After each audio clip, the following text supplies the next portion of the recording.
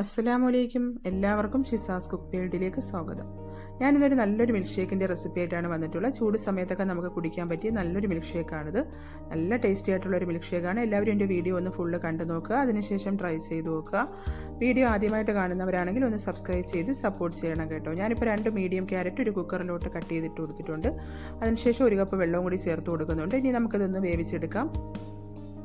അപ്പോൾ അതിവിടെ ഞാൻ വേവിച്ചെടുത്ത് വെച്ചിട്ടുണ്ട്. ഇനി നമുക്കൊരു മിക്സിയുടെ ജാർ എടുക്കാം. അതിലോട്ട് ഈ കുക്ക് ചെയ്ത് വെച്ചിരിക്കുന്ന ക്യാരറ്റ് ചേർത്ത് കൊടുക്കാം.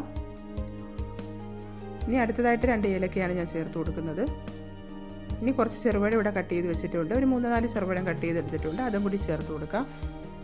അതിനുശേഷം നല്ല തണുത്ത പാലാണ് ഒഴിച്ചു കൊടുക്കുന്നത്. നല്ല കട്ടയായിട്ടിരിക്കുന്ന പാലാണെങ്കിൽ കുറച്ചും കൂടെ ബെറ്റർ ആയിരിക്കും. ആവശ്യത്തിന് പഞ്ചസാരയും കൂടി ചേർത്ത് കൊടുക്കാം. നമുക്കിതിൽ വേണമെങ്കിൽ കുറച്ച് ഐസ്ക്രീമും നട്ട്സൊക്കെ ചേർത്ത് അടിച്ചെടുക്കാവുന്നതാണ്. അപ്പോൾ അതിവിടെ ഞാൻ ബ്ലെൻഡ് ചെയ്തെടുത്തിട്ടുണ്ട്. ഇനി 2 ഗ്ലാസ് എടുത്തതിന് ശേഷം അതിലോട്ട് സെർവ് ചെയ്യാം. നമുക്ക് നല്ല ടേസ്റ്റി ആയിട്ടുള്ളൊരു മിൽക്ക് ഷേക്കാണ്. എല്ലാവരും ട്രൈ ചെയ്ത് നോക്കുക. നമ്മുടെ വിശപ്പ് ദാഹമൊക്കെ മാറാൻ ഈ 1 ഗ്ലാസ് മതിയാകും.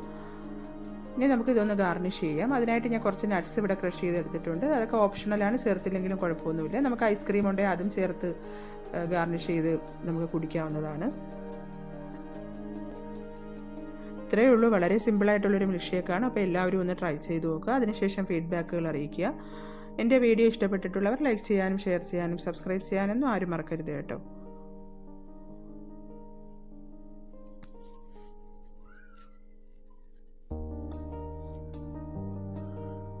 ഇനി അടുത്ത പ്രാവശ്യം നല്ലൊരു റെസിപ്പി ആയിട്ട് വരാം. Okay, thank you.